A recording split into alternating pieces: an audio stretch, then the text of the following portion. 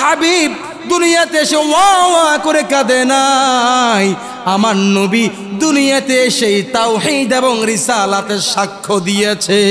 মারহাবা। এই বাবা, এখানে আরেকটা কথা, আমাদের দেশের মধ্যে অনেকে বলে আমার নবী নাকি 40 বছর বয়সে নবুয়ত প্রাপ্ত হয়েছে।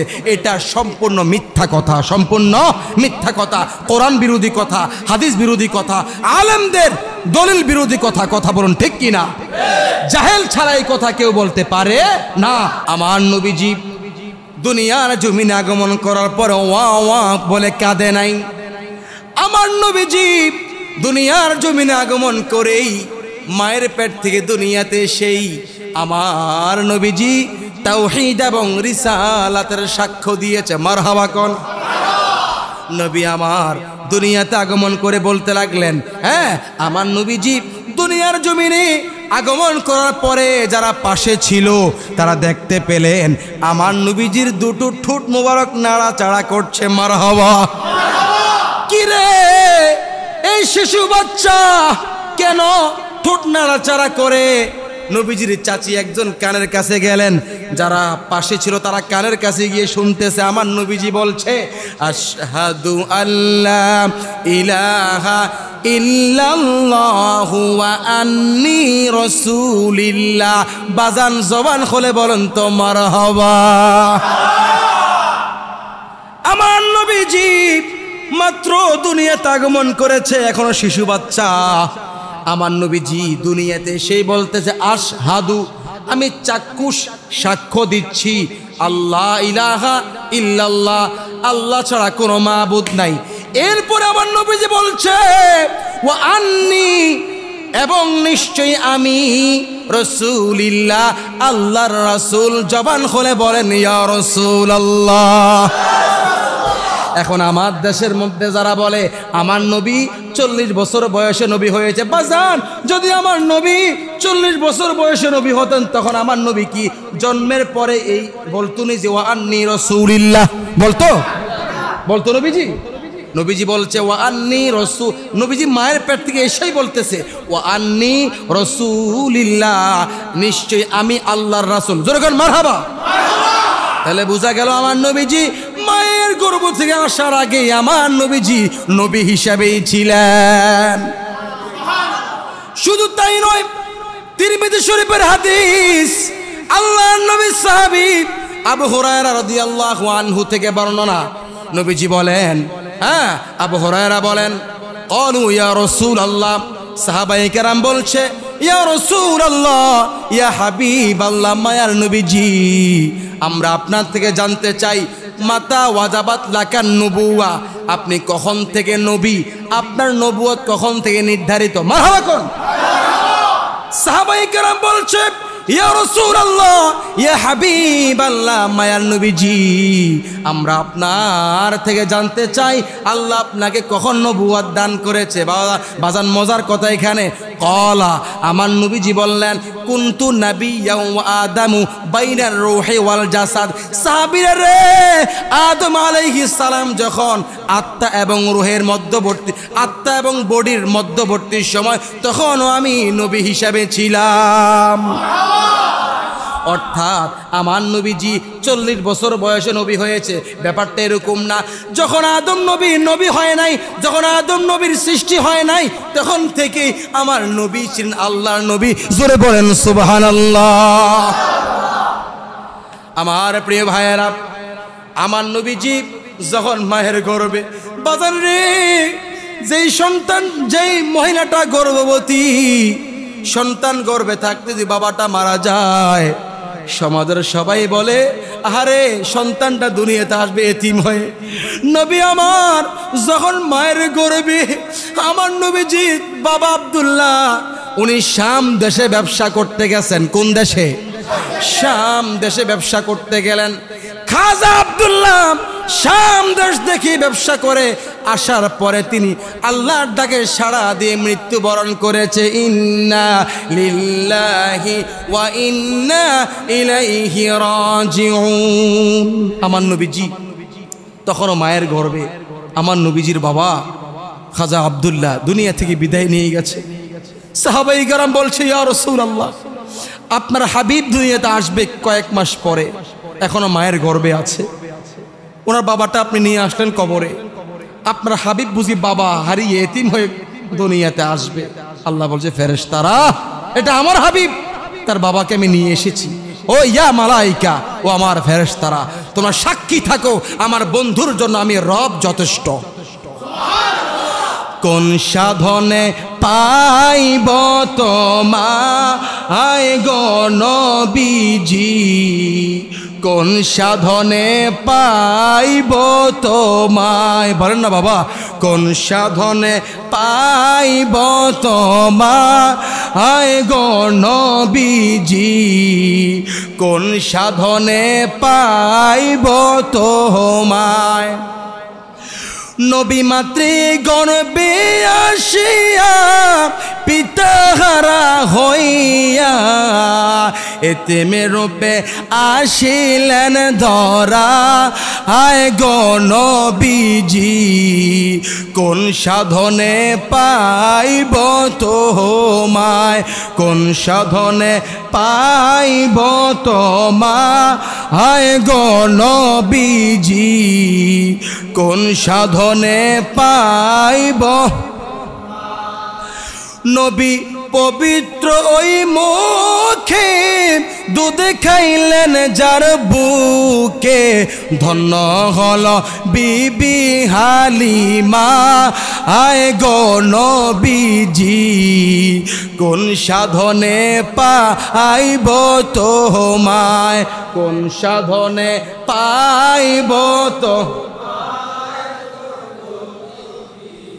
কোন সাধনে পাই। নবীর সকল মুজিজা দেখা বিবি খাদিজা, জীবন যাপন সইপা দিলেন পা আয় গো নবীজি, কোন সাধনে পাইব তোমায়, কোন সাধনে পাইব তোমায় আয় গো নবীজি, কোন সাধনে পাইব তোমায়। নবীজির উপরে দুরূদ শরীফের কেমন মর্যাদা, কেমন মর্যাদা, শুনুন হাদিস শরীফ থেকে। আন আনাস রাদিয়াল্লাহু আনহু قال قال رسول الله صلى الله عليه وسلم من صلى علي صلاة واحدة صلى الله عليه 10 صلوات وحطت عنه 10 خطيئة ورفعت له 10 درجات। জবান খুলে বলেন মারহাবা। দেখুন আমার নবীজির প্রতি দুরূদ শরীফের কেমন মর্যাদা। আমার নবীজি বলছেন, নবীজির সাহাবী আনাস রাদিয়াল্লাহু আনহু হাদিসটি বর্ণনা করেছেন। রাসূল করিম সাল্লাল্লাহু আলাইহি ওয়াসাল্লাম ইরশাদ করেছেন, যেই ব্যক্তি আমি নবীর মুহাব্বতে একবার দুরূদ শরীফ পাঠ করবে, আল্লাহ পাক তাকে 3টি নেয়ামত দান করবে। মারহাবা। এই বাবা কয়টি নেয়ামত দান করবে? নবী আমার বলছে, উম্মতরি যদি তোমরা দুনিয়ার মধ্যে আমি নবীর মুহাব্বতে একবার দুরূদ শরীফ পাঠ করো, আল্লাহ পাক তোমাদেরকে 3টি নেয়ামত দান করবে। কি 3টি নেয়ামত? নবী আমার বলছে, আমার যে উম্মত আমার মুহাব্বতে একবার দুরূদ শরীফ পাঠ করবে, আল্লাহ পাক 1 নম্বরে তার উপর 10টি রহমত নাজিল করবে। এবার মুহাব্বতে বলেন ইয়া রাসূলুল্লাহ। তারপর নবী আমার বলছে, আল্লাহ পাক 2 নম্বরে দুরূদ পড়নেওয়ালা ব্যক্তির আমল নামার মধ্যে 10টি নেকি দান করবে। 3 নম্বরে আল্লাহ তাআলা দুরূদ পড়নেওয়ালা ব্যক্তির 10 গুণ সম্মান বৃদ্ধি করে দিবে। সালাতু সালাম গো জানাই, দুরূদ সালাম গো জানাই কয় নবী মোস্তফা, তোমরা যদি যাও গো মদিনা, বলেন তোমরা যদি।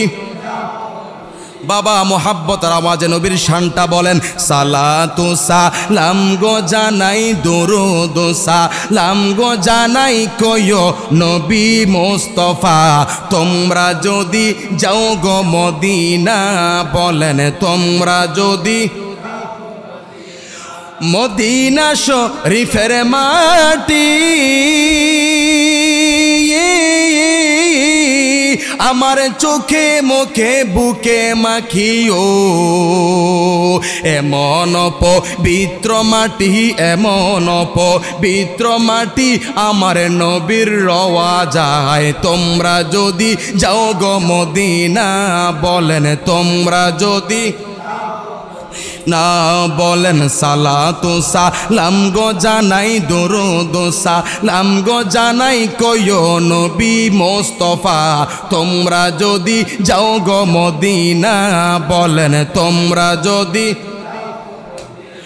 মদিনা শরীফের মাঝে বেহেশতের বাগান আছে। ও মারহাবা কোন মদিনা শরীফের মাঝে বেহেশতের বাগান আছে।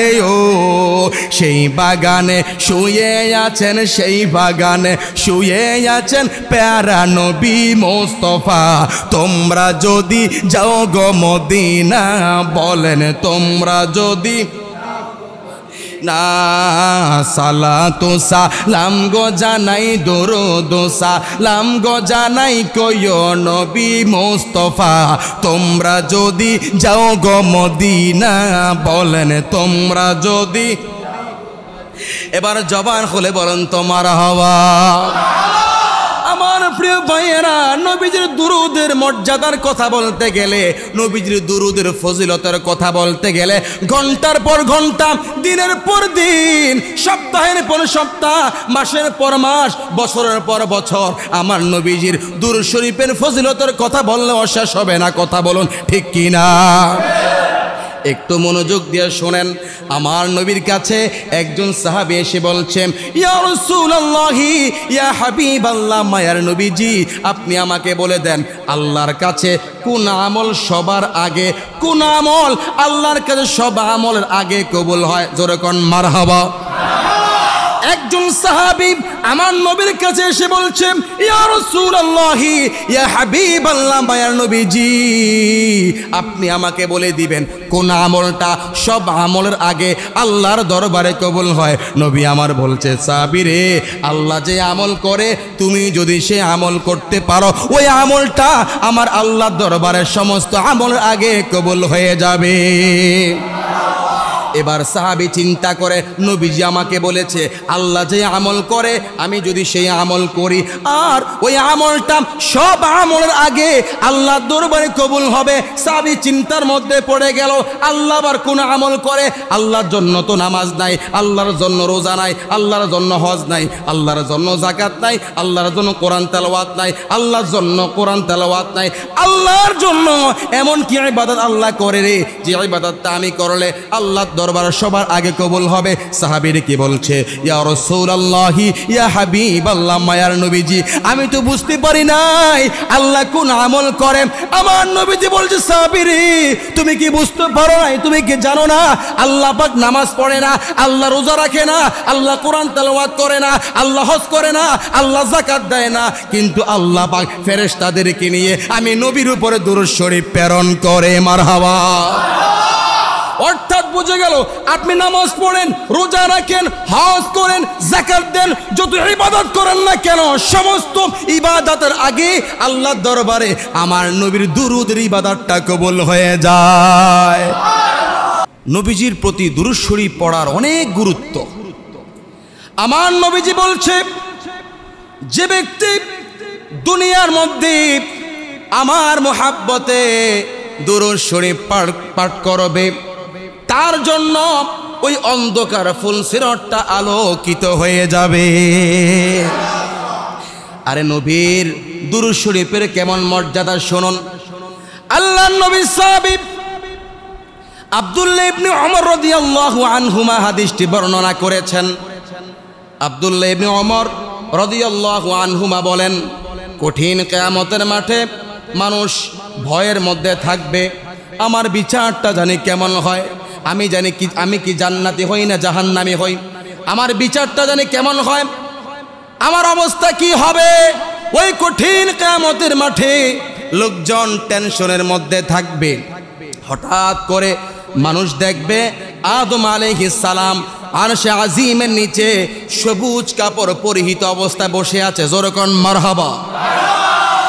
আদম আলাইহিস সালাম সবুজ কাপড় পরিহিত অবস্থায়, আদম আলাইহিস সালাম একটি সবুজ কাপড় পরে তিনি কিয়ামতের মাঠে আরশে আজিমের নিচে বসে থাকবে। কি জন্য বসে থাকবে শুনেন। আদম আলাইহিস সালাম সবুজ কাপড় পরে বসে বসে দেখবে তিনার আদম সন্তানদের মধ্যে কারা জান্নাতে যাচ্ছে, কারা জাহান্নামে যাচ্ছে, কার কি অবস্থা, এগুলো আরশে আজিমের নিচে বসে বসে আদম আলাইহিস সালাম দেখবে। জোরে কোন মারহাবা। আদম আলাইহিস সালাম হঠাৎ করে দেখবে জাহান্নামের ফেরেশতারা একজন উম্মতে মুহাম্মদীকে দুজকের দিকে নিয়ে যাচ্ছে।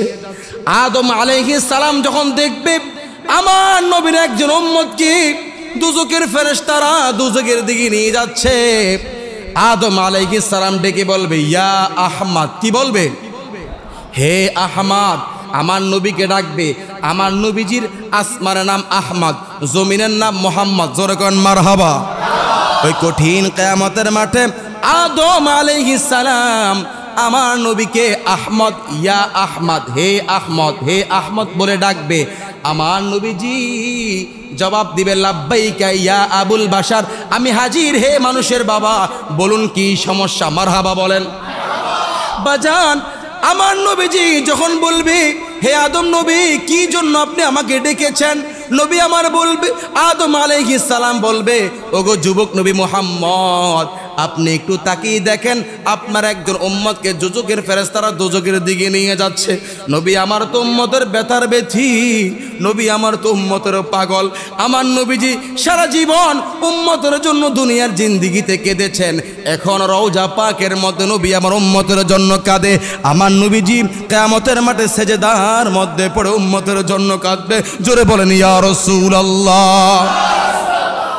আমার নবীজি দেখবে আমার নবীজির একজন উম্মতকে দুজকের ফেরেশতারা দুজকের দিকে নিয়ে যাচ্ছে। নবী আমার ফেরেশতাদেরকে বলবে ও আল্লাহর ফেরেশতারা একটু থামো, কেন তোমরা আমার উম্মতকে দুজকের দিকে নিয়ে যাচ্ছ? ফেরেশতারা বলবে না না, আজকে আমরা কারো কথা শুনবো না।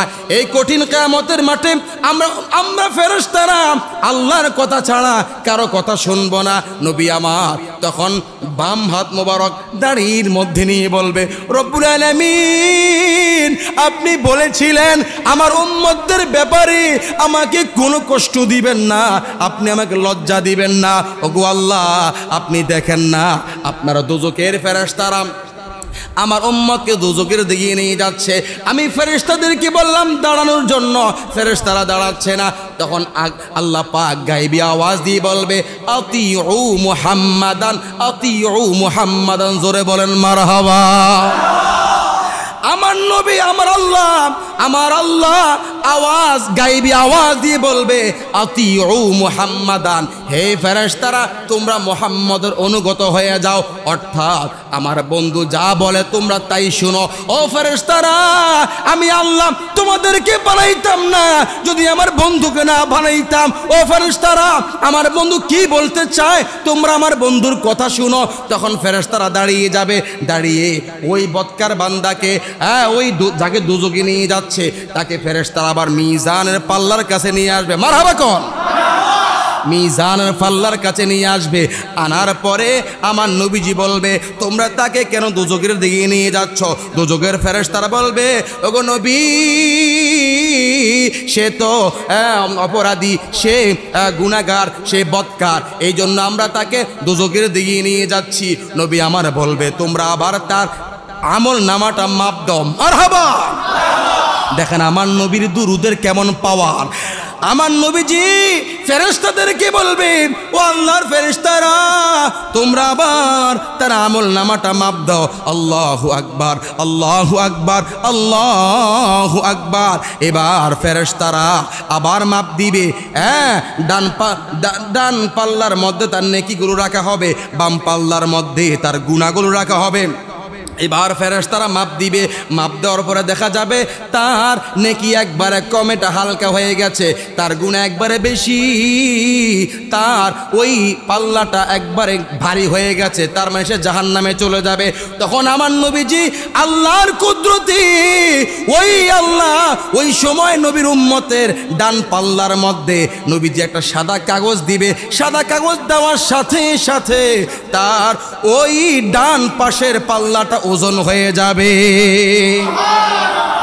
এবার গাইবি আওয়াজ আসবে, আল্লাহ বলবে আমার ফেরেশতারা তোমরা এবার আমার এই বান্দাকে জান্নাতে নিয়ে যাও, তার নেকির পাল্লাটা ভারী হয়েছে। এবার লোকটা ডেকে বলবে ও ফেরেশতারা তোমরা আমাকে তো জান্নাতে নিবা ভালো কথা, তবে এই লোকটাকে আজকে কঠিন কিয়ামতের মাঠে, আহারে কিয়ামতের মাঠে সন্তান মাকে চিনবে না, সন্তানকে চিনবে না, স্বামী স্ত্রী চিনবে না, স্ত্রী তার স্বামীকে চিনবে না, বন্ধু বন্ধুকে চিনবে না, নেতা কর্মীকে চিনবে না, কর্মী নেতাকে চিনবে না। এই আল্লাহর বান্দা নবীর উম্মত ডেকে বলবে এই কঠিন কিয়ামতের মাঠে এই লোকটা কে রে, আমাকে এই সহযোগিতা করেছে, মারহাবা কও।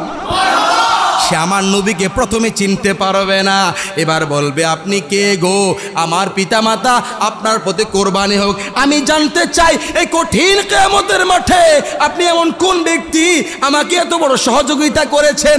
আমার নবীজি বলবে উম্মত রে তুই কি এখনো আমাকে চিনতে পারিস না, আমি তো দরদি নবী মুহাম্মদ মুস্তাফা সাল্লাল্লাহু আলাইহি ওয়াসাল্লাম। এবার এই ব্যক্তি বলবে ইয়া রাসূলুল্লাহ আমি তো আপনাকে চিনতে পারি নাই, আপনি উম্মতের দরদি দুনিয়াতে শুনেছি, আমি আপনাকে চিনতে পারি নাই।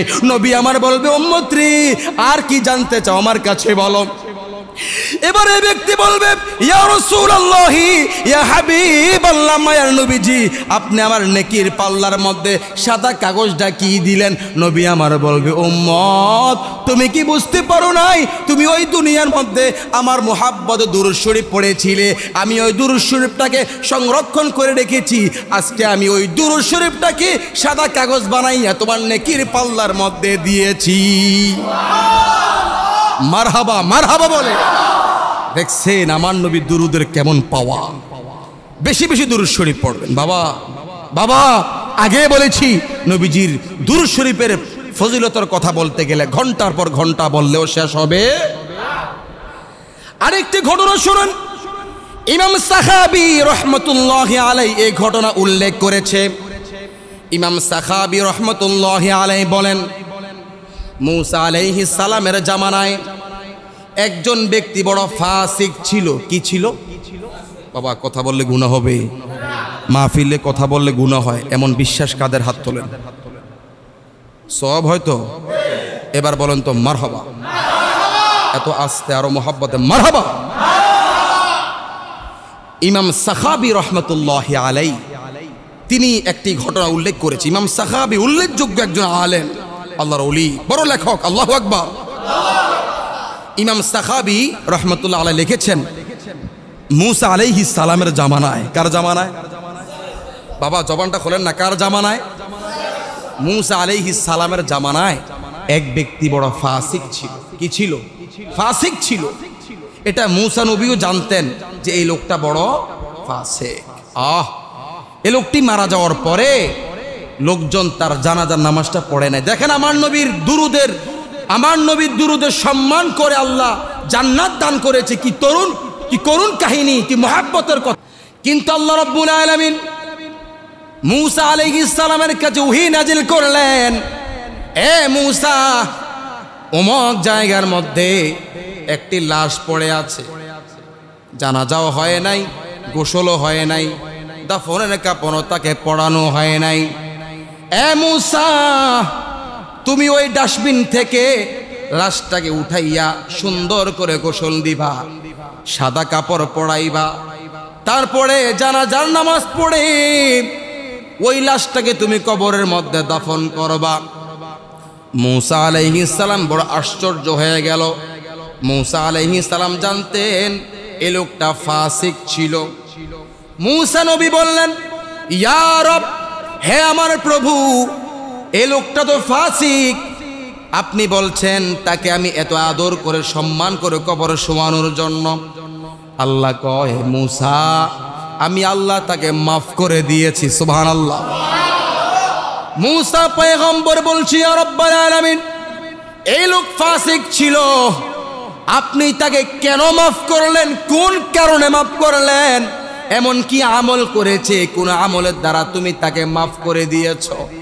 আল্লাহ ডাক দিয়ে কে, মূসা, এই লোকটা যখন তাওরাত কিতাব পড়তেন, তখন যখন আমার নবীর, আমার আখিরি নবী, আমার হাবিবুল্লাহ, আমার বন্ধু মুহাম্মদ মুস্তাফা সাল্লাল্লাহু আলাইহি ওয়াসাল্লামের নাম যখন আসতো, এই লোকটা আমার নবীর নাম দেখে বড় সম্মান করত। সুবহানাল্লাহ।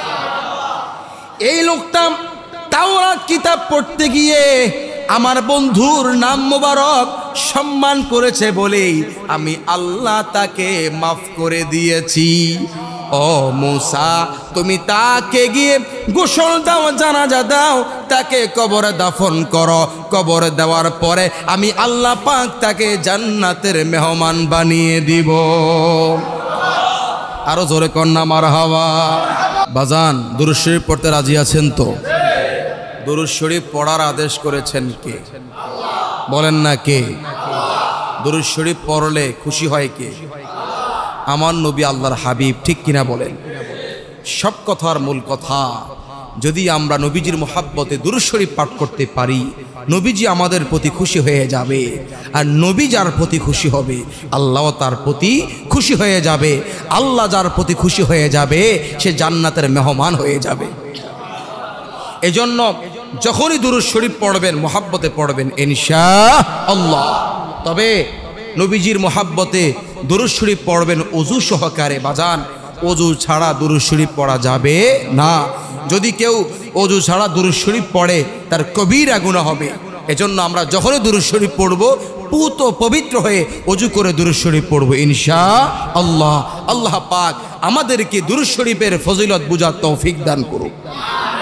রবিউল আউয়াল মাসের 12 তারিখ সোমবার, শবে সাদেকের সময়, আল্লাহর হাবিব ইমামুল মুরসালিন, খাতামুন নবিয়্যিন, হাবিবে দু জাহাঁ, হাবিবে কিবরিয়া, উম্মতের দুঃখের দুঃখী, ব্যথার ব্যথী, দুকুলের সাথী নবী মুহাম্মদুর রাসূলুল্লাহ সাল্লাল্লাহু তাআলা আলাইহি ওয়াসাল্লাম এই পৃথিবীতে আগমন করে এই পৃথিবীটা ধন্য করেছে।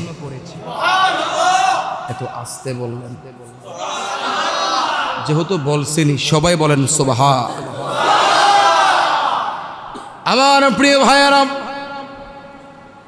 আমার নবীজি 570 খ্রিস্টাব্দে রবিউল আউয়াল মাসের 12 তারিখ সোমবার শবে সাদেকের সময় পৃথিবীর জমিনে আগমন করেছে।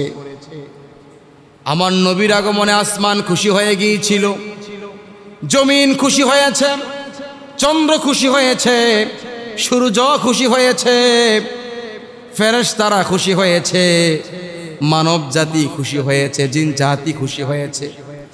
এক কথায় কুল কায়নাত খুশি হয়ে গেছে, দয়ার নবী দুনিয়াতে আগমন করেছে। কিন্তু একজন নারাজ ছিল, তার নামটা জানি কি? ইন্নালিল্লাহ, কেউ জানে না। নবীর আগমনে সবাই খুশি ছিল, একজন নারাজ ছিল, তার নামটা কি? জোরে বলেন না। নবীর আগমনে সব খুশি ছিল, একজন নারাজ ছিল, তার নাম হলো ইবলিস। আমরা কি ইবলিসের লোক নাকি? ইবলিসের লোক যারা, তারা নবীর আগমনের কথা শুনলে শরীরে চুলকানি বাড়ে। কথা বলেন ঠিক কি না? আমরা ইবলিস নয়, আমরা মুসলমান, ঠিক কি না? আমরা মুসলমান, আমরা আশিক রাসূল। নবীর আগমনে আশিক রাসূলরা খুশি, ঠিক কি না বলেন? আমার প্রিয় বন্ধুগণ, নবীর আগমনে আমরা খুশি, কেনই বা খুশি করব না? নবীর আগমনে খুশি হওয়া আমাদের উপর ফরজ। এখন বলবেন হুজুর, নবীর আগমনে খুশি করা যে ফরজ, দলিল দেন। আরে ভাই, দলিল তো পরে দিব। প্রথম কথা হচ্ছে, নবীর আগমনে খুশি হওয়া এটা আশিক রাসূলদের নবীর প্রতি ভালোবাসার বহিঃপ্রকাশ, ঠিক কিনা বলেন? যেই নবী না হলে কিছুই হতো না, ওই নবী দুনিয়াতে এসেছে, কোনো দলিল লাগবে না। মুমিন মুসলমানরা এমনি খুশি, কথা বলুন ঠিক কিনা? নবীর আগমনে খুশি করার কথা আল্লাহ বলেছে, দলিল নেন। সূরা ইউনূস আয়াত নম্বর 58 আল্লাহ রাব্বুল আলামিন বলেন, কুল বিফাদলিল্লাহি ওয়া বিরহমাতিহি ফাবিযালিকা ফালইফরাহু হুয়া খায়রুম মিম্মা ইয়াজমাউন। বাবা জবান খুলে বলেন তো মারহাবা। আমার নবীর আগমনে খুশি করার আদেশ করেছেন কে? আল্লাহ করেছেন। আল্লাহ রাব্বুল আলামিন বলেন, কুল নবী আপনি বলে দিন, বিফাদলিল্লাহি আল্লাহ তাআলার অনুগ্রহ পেয়ে, ওয়া বিরহমাতিহি এবং আল্লাহ পাকের দয়া পেয়ে, ফাবিযালিকা এই জন্য, ফালইফরাহু তারা যেন আনন্দিত হয়, তারা যেন খুশি উদযাপন করে। সুবহানাল্লাহ। খুব ভালো করে বুঝুন বন্ধুরা আমার, ও নবীর আশিকেরা, কেন আমরা নবীর আগমন একটু ভালো করে বুঝেন। আল্লাহ কি বলে? আল্লাহ বলে, নবী আপনি বলে দিন আমার বান্দারা যাতে আমার অনুগ্রহ পেয়ে, আমার দয়া পেয়ে তারা যেন খুশি করে। মারহাবা। তারপর আল্লাহ আরো বলেন, হুয়া খায়রুম মিম্মা ইয়াজমাউন, উহা সকল জমা করা সম্পদের চেয়ে অধিক উত্তম। মারহাবা। অর্থাৎ আল্লাহর তরফ থেকে অনুগ্রহ পেয়ে, আল্লাহর পক্ষ থেকে রহমত পেয়ে, দয়া পেয়ে খুশি করা, এটা আমাদের সম্পদের চেয়ে অধিক উত্তম। মারহাবা। প্রিয় ভাইয়েরা আমার, এখন ভালো করে বুঝেন। আল্লাহ বলেছেন তোমরা আমার দয়া পেয়ে খুশি করো। কি পেয়ে? বাবা জবানটা খোলেন না। আল্লাহ বলছে বান্দারা তোমরা আমার অনুগ্রহ পেয়ে, দয়া পেয়ে খুশি করো, আনন্দ উদযাপন করো। আল্লাহ বলেছেন তোমরা আমার দয়া পেয়ে খুশি করো, অনুগ্রহ পেয়ে খুশি করো। আমার ভাইয়েরা, ইসলাম আমরা পেয়েছি, এটা আল্লাহর তরফ থেকে আমাদের জন্য বড় দয়া। কথা বলুন ঠিক কিনা? আমরা কোরআন পেয়েছি, এটা আল্লাহর তরফ থেকে আমাদের জন্য বড় দয়া। ঠিক কিনা বলেন? কিন্তু মনে রাখবেন, ইসলাম আসতো না, নবী না আসলে কোরআন পেতাম না। নবী না হলে আমার নবী ইসলামের চাইতে বড় দয়া, আমার নবী কোরআনের চাইতে বড় দয়া। আল্লাহ নিজে বলেছেন অন্য আয়াতের মধ্যে, ওয়ামা আরসালনাকা ইল্লা রাহমাতাল লিল আলামিন। জবান খুলে বলুন তো আল্লাহু আকবার।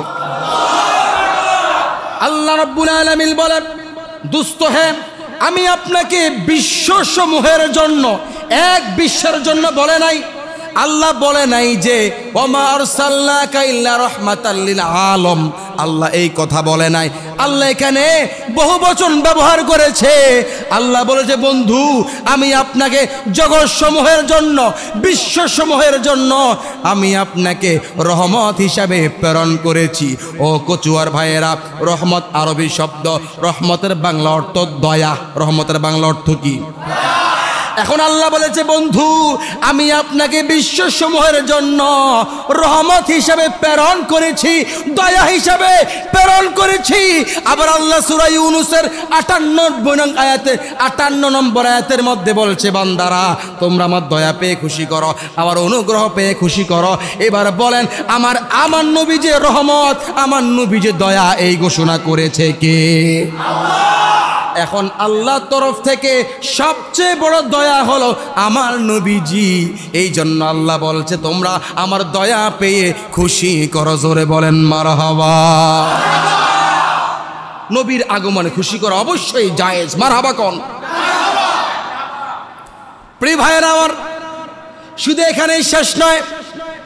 আল্লাহ রাব্বুল আলামিন সূরা আলী ইমরানের 68 নম্বর আয়াতের মধ্যে বলেন, লাকাদ মান্নাল্লাহু আলাল মুমিনিনা ইয বাআসা ফীহিম রাসূলা। আল্লাহু আকবার।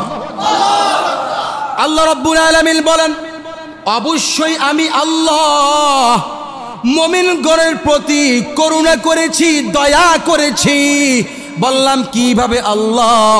আল্লাহ বলছে আমি মুমিনগণের প্রতি এইভাবে দয়া করেছি যে তাদের মাঝে আমি আমার রসুলকে প্রেরণ করেছি।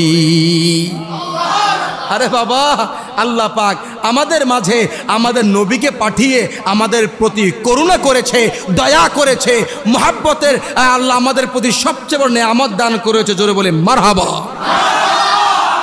তাহলে বোঝা গেল আমরা নবীকে পেয়েছি। নবী আমাদের জন্য সবচেয়ে বড় করুণা আল্লাহর পক্ষ থেকে। নবী আমাদের জন্য আল্লাহর পক্ষ থেকে সবচেয়ে বড় দয়া, সবচেয়ে বড় রহমত বলেছেন কে?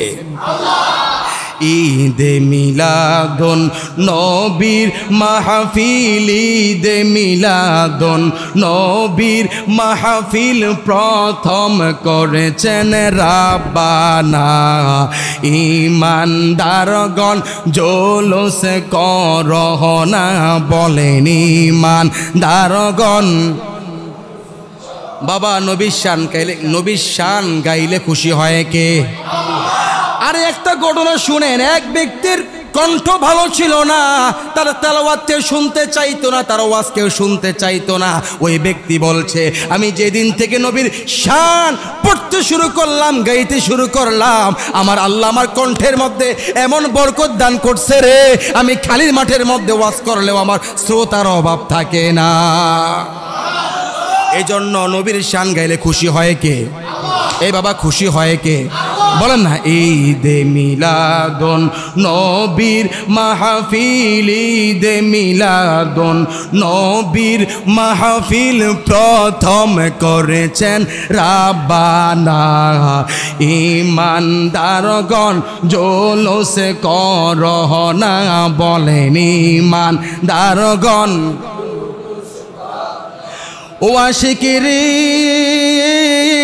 আল্লাহ কয় জিবরাইল শোনো না, তুমি আসমান সাজাও, জমিন সাজাও, আসমান সাজাও, জমিন সাজাও, সাজাও বেহেশত খানা। ঈমানদারগণ জোলুস করহনা, বলেন ঈমানদারগণ। ঈদে মিলাদুন নবীর মাহফিল, ঈদে মিলাদুন নবীর মাহফিল প্রথম করেছেন রাব্বানা। ঈমানদারগণ জোলুস করহনা, বাবা ঈমান। ও মুমিন ভাই, নবীর শানে দরুদ পড়ো গো, নবীর শানে দরুদ পড়ার, নবীর শানে দরুদ পড়ার আদেশ করেছেন রাব্বানা। ঈমানদারগণ জোলুস করহনা, বলেন ঈমান। ঈদে মিলাদুন নবীর মাহফিল, ঈদে মিলাদুন নবীর মাহফিল প্রথম করেছেন রাব্বানা। ঈমানদারগণ জোলুস করহনা, বলেন ঈমানদারগণ। আমার আশিকিন জাকিরিন ভাইয়েরা, তাহলে প্রমাণ হয়ে গেল নবীর আগমনে খুশি করার আদেশ করেছেন কে? এই জন্যই তো আমরা আহলে সুন্নাত ওয়াল জামাতের লোকেরা ঈদে মিলাদুন নবীর ব্যানারে জশ্নে জুলুস করি। কথা বলুন ঠিক কি না? জশ্নে জুলুস মানে হলো আনন্দের ঈদ। নবীর আগমনে খুশি করার আদেশ আল্লাহ করেছেন। এই জন্য আমরা আল্লাহর আদেশ পালনার্থে প্রত্যেক রবিউল আউয়াল মাসে আমরা জুলুস করে, জোরে বলেন মারহাবা। আরে আমরা কেমন নবীর উম্মত একটু মনোযোগ দিয়ে শুনবেন। ওই যে একটু আগে বলেছি ওয়ামা আরসালনাকা ইল্লা রাহমাতাল লিল আলামিন।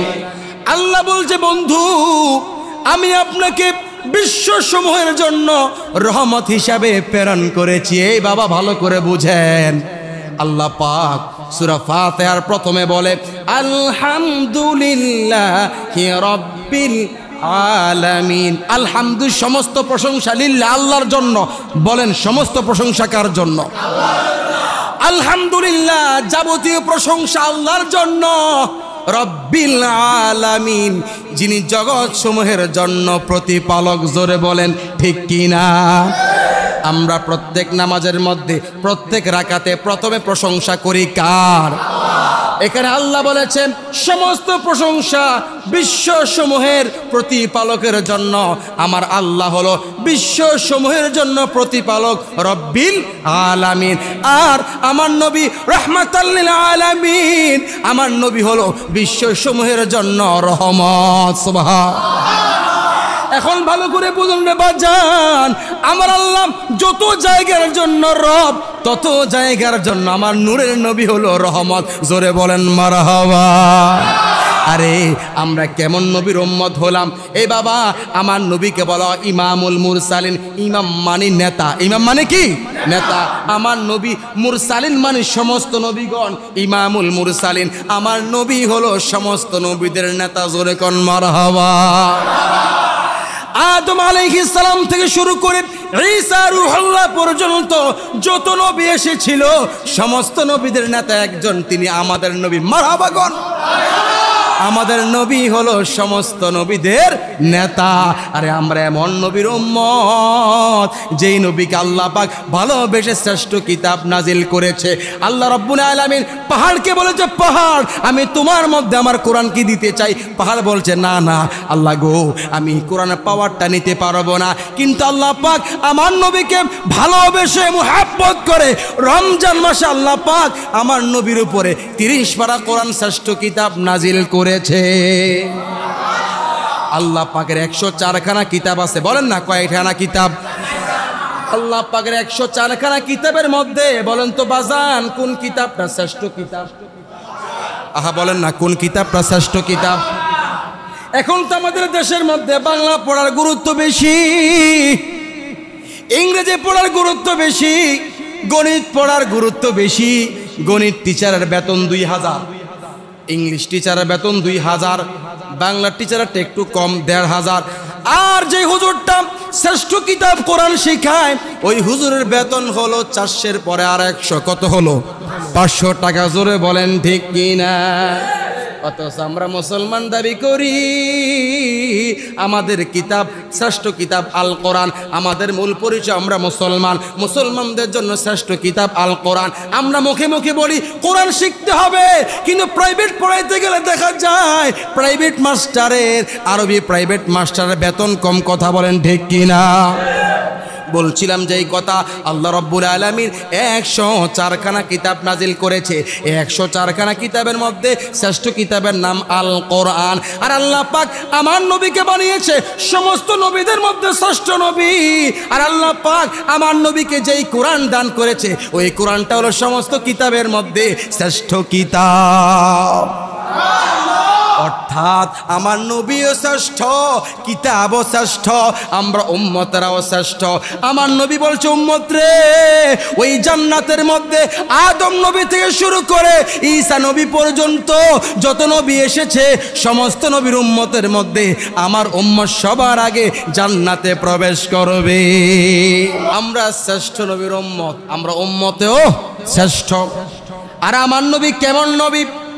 ওই কঠিন কিয়ামতের মাঠে সমস্ত নবীরা নফসি নফসি করবে রে, কিন্তু আমার নবী নিজের চিন্তা করবে না, আমার নবী উম্মতের চিন্তা করবে।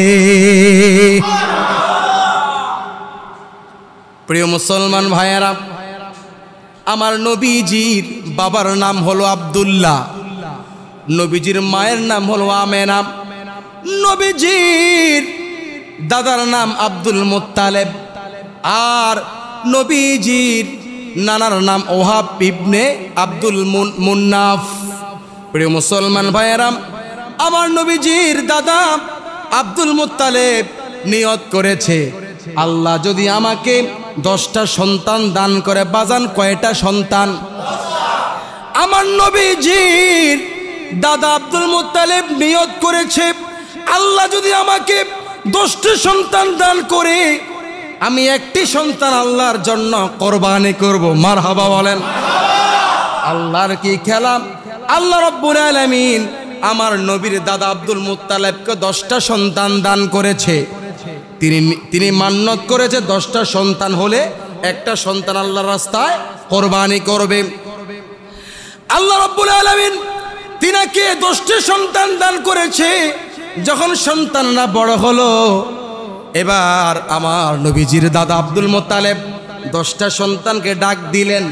ডাক দিয়ে বলে, ও আমার সন্তানেরা, আমি নিয়ত করেছি আল্লাহ যদি আমাকে 10টি সন্তান দান করে আমি একটি সন্তান আল্লাহর রাস্তায় কোরবানি করব।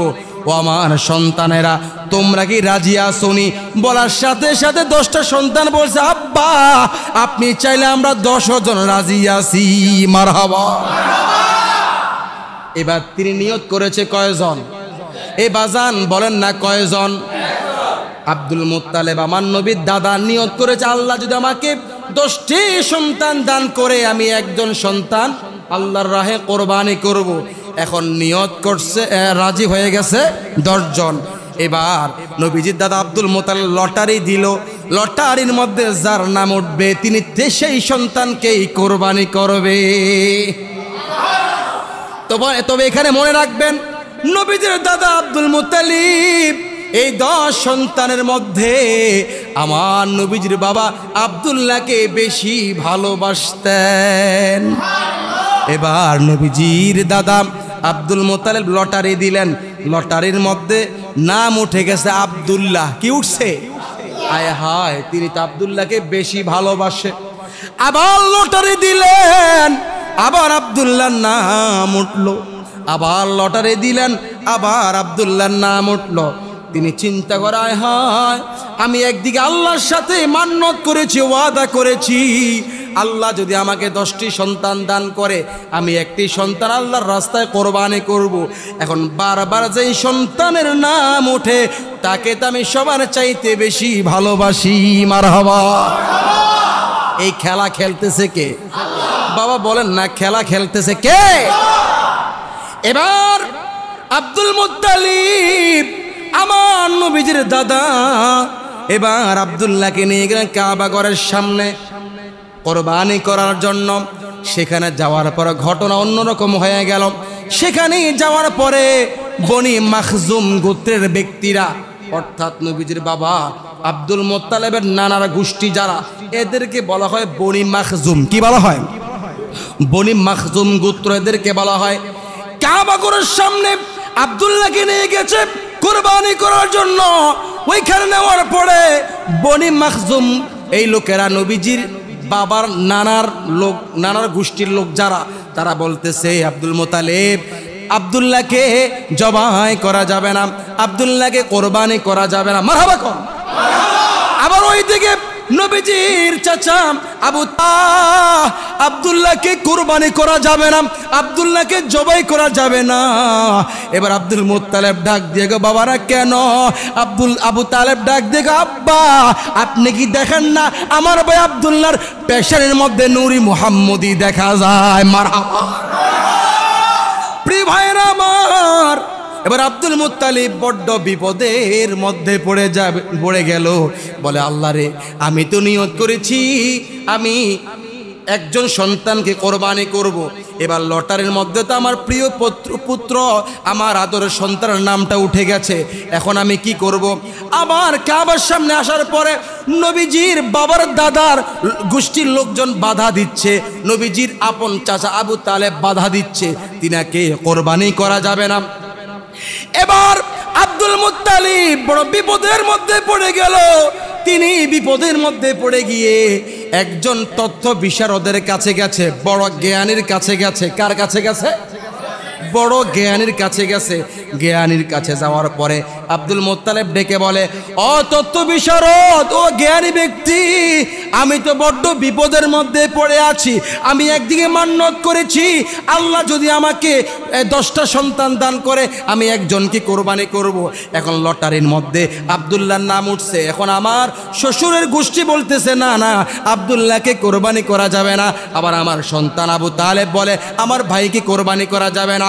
ও তথ্য বিশারদ, ও জ্ঞানী ব্যক্তি, আপনি আমাকে বলেন আমি এখন কি করব? মারহাবা কোন আমার প্রিয় ভাইরারি। এবার তথ্য বিশারদ ব্যক্তি কয়, আপনি একটি কাজ করেন, আপনি লটারির মধ্যেই থাকেন। বলে কিভাবে? বলতেছে আপনি উট এবং আব্দুল্লাহর মধ্যে লটারি দেন, যতবার আব্দুল্লাহর নাম উঠবে ততবার 10টা উট কোরবানির জন্য নিয়ত করবেন। আবার যতবার আব্দুল্লাহর নাম উঠবে ততবার আপনি 10টি করে উটের কোরবানির নিয়ত করবেন। যতক্ষণ পর্যন্ত আব্দুল্লাহর নাম উঠবে ততক্ষণ পর্যন্ত আপনি 10টি করে, প্রত্যেকবারে নাম উঠলে আপনি 10টি করে উট কোরবানি করার নিয়ত করবেন। আল্লাহু আকবার বলবেন না? আমার প্রিয় ভাইয়েরা, আল্লাহর কি লীলা খেলা! নবীজির দাদা আব্দুল মোতালেব যতবার লটারি দেয় ততবার আব্দুল্লাহর নাম, যতবার লটারি দেয় ততবার আব্দুল্লাহর নাম, যতবার লটারি দেয় ততবার আব্দুল্লাহর নাম। এইভাবে 10টি করে 100টা পর্যন্ত উট এখানে কোরবানির জন্য নির্ধারণ হয়ে গেছে। কারণ তত্ত্ব বিশারক বলছে যতবার আব্দুল্লাহর নাম উঠবে ততবার আপনি 10টি করে উট নিয়ত করবেন কোরবানি করার জন্য। আল্লাহর কি কুদরত! শেষ পর্যন্ত আব্দুল্লাহর নামের জায়গায় 100টি উটের লিস্ট চলে এসেছে। মারহাবা কোন। যাই হোক, সেদিন লটারির মাধ্যমে আব্দুল্লাহর কোরবানি বাতিল করে দিয়েছে আল্লাহ। তার কারণ হলো আমার নবী কোরবানি হয়ে গেলে আমার নবীর নূরে মুহাম্মদীও শেষ হয়ে যাবে। কথা বলুন ঠিক কিনা? আমার নবীর বাবা খাজা আব্দুল্লাহ তিনি বেঁচে থাকলে আমার নবী দুনিয়াতে আসবে, শেষ হোক। ওই দিক দিয়ে 10টি উট কোরবানি হয়ে গেছে। এবার এখানে 10টি উট কোরবানি হয়ে গেছে, কোরবানির পালা শেষ। নবীজির দাদা আব্দুল মোত্তালেব 10টি উট কোরবানি করেছে, জবাই করেছে। তিনি বড় ধনী ব্যক্তি ছিল। আমরা একটা গরু কোরবানি করতে পারি না। একটার মধ্যে আমরা ভাগ কয়টা দিই? 2টা 3টা, সর্বোচ্চ 7টা পর্যন্ত। আর নবীজির দাদা কুরাইশ বংশের লোক কত ধনী ছিল, 100টা উট কোরবানি দিয়েছে। আল্লাহু আকবার কইবেন না? কত বড় ধনী ছিল। মারহাবা মারহাবা। প্রিয় ভাইয়েরা আমার, একটু চিন্তা করেন, এই তো মজার কথা আসছে বাজান। আমার নবীজির বাবা কেমন, মা কেমন। নবীজির দাদা আব্দুল মোতালেব এখানে কোরবানির কথা শেষ। এবার যখন নবীজির বাবা আব্দুল্লাহ বড় হলো, অনেক বুজুর্গ হলো, প্রাপ্ত বয়স্ক হলো, তিনি যেদিকে যায় সেদিকেই নারীরা তার দিকে তাকিয়ে থাকে। কারণ তার পেশানির মধ্যে আমার নবীর নূর মুবারক ছিল। সুবহানাল্লাহ। আরে ওই আব্দুল্লাহর দিকে তাকাইতো না রে, আসলে মানুষ তাকাইতো নূরে মুহাম্মদীর দিকে। নবীজির দাদা আব্দুল মুত্তালিব তিনি চিন্তা করলেন আমার সন্তান আব্দুল্লাহ যেদিকে যায় সেদিকেই মানুষ তাকিয়ে থাকে, তারা দেখলে পছন্দ হয়। মারহাবা। অনেক লম্বা কথা। আব্দুল্লাহর জন্য বিয়ের প্রস্তাব আসতেছে, শত শত প্রস্তাব। কারণ নবীজির বাবাকে যে দেখে তারই পছন্দ হয়ে যায়। এবার নবীজির দাদা আব্দুল মুত্তালিবের বন্ধু ওহাব, আব্দুল ওহাব, এবার নবীজির দাদা আব্দুল মুত্তালিব তার বন্ধুর কাছে বলে, বন্ধু আব্দুল ওহাব, আমার সন্তানকে যেই দেখে তার পছন্দ হয়ে যায়। আমি কার কাছে আমার সন্তানকে কোন মেয়েটা বিবাহ করাবো, কিন্তু আমার তো কোনো মেয়ে পছন্দ হয় না। আব্দুল মুত্তালিব বলছে, ও বন্ধু আব্দুল মুত্তালিব, কিসের চিন্তা? আমার একটা মেয়ে আছে রে, ওই মেয়ের নাম আমেনা। আর দুশ্চিন্তার দরকার নাই, আজকে আপনি সিদ্ধান্ত নেন, আপনার ছেলে আব্দুল্লাহর সাথে আমার মেয়ে আমেনার বিয়ে হয়ে যাবে। যাই হোক, অনেক লম্বা কথা বাজান। নবীজির বাবা আব্দুল্লাহ নবীজির মা সাইয়্যিদুনা আবেদা তাহেরা জাহেদা আমেনা রাদিয়াল্লাহু আনহাকে বিয়ে করলেন। বাজান, আমাদের দেশের মধ্যে আমরা যখন বিয়ে করি, সন্তান জন্মের জন্য মা বাবার হালাল সম্পর্ক, ভালোবাসা, বিনোদন হতে হয়। কথা বলেন ঠিক কিনা? কিন্তু আমার নবীর বাবা আব্দুল মুত্তালিব আমার নবীর মাকে বিয়ে করেছে, তিনাদের মধ্যে আমাদের মতো সহবাস হয় নাই। এখন বলবেন তাহলে আমার নবী মায়ের গর্ভে কেমনে আসছে? এখানেই তো মজার কথা, এখানেই তো গোপন কথা। আমার নবীর বাবা আব্দুল্লাহ আমার নবীর মাকে আমেনাকে বিয়ে করার পরে, বাসর ঘরে যাওয়ার পরে আব্দুল্লাহ ভালোবাসার চিত্তে আমার নবীর মা আমেনার কপালে চুমু খেয়েছে। আবার হযরতে সাইয়্যিদুনা আমেনা রাদিয়াল্লাহু আনহা স্বামীর কপালে চুমু খেয়েছে। এই চুমুর মাধ্যমে নূরে মুহাম্মদী মায়ের গর্ভে এসে গেছে। ও বাজান, আমার নবী, আহারে কত চমৎকার কথা। আমার নবী যেই রাত্রে মায়ের গর্ভে আসছে, শুনবেন সেই রাতের ঘটনা? তাহলে দুই হাত তোলেন, এবার মুহাব্বতে বলেন ইয়া রাসূলুল্লাহ, এবার মুহাব্বতে বলেন ইয়া হাবিবাল্লাহ, এবার মুহাব্বতে বলেন ইয়া ওলি আল্লাহ। এবার হাত নামান বাজান। নবীজি যেই রাত্রে মায়ের গর্ভে আসছে, যেই রাত্রে মায়ের গর্ভে আসছে, ওই রাতে কুরাইশদের সমস্ত জন্তুর জবান খুলে গেছে। মারহাবা।